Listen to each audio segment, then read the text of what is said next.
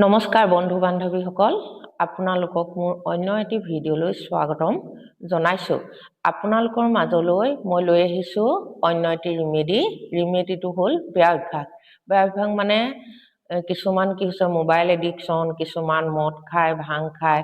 বা বেয়া বস্তু খায় যি বেয়া অভ্যাসবিলাক অতৰাবলৈ মই এটা ৰিমেডি লৈ আহিছো প্ৰথমতে আপোনালোকে এখন বগা কাগজ ল'ব কাগজত আপোনালোকে সেই ব্যক্তিজনৰ নামটো লিখিব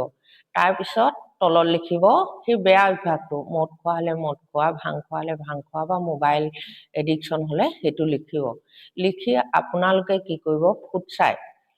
ফুটছাই গোটেই কাগজখন কি কৰিব পুতি দিব বটলটাত কাঁচৰ বটলটাত ভৰাব তাৰ পিছত তাত ফুটছাই পুতি দিব পুতি হাফৰখন মাৰি শনিবাৰ দিনাখন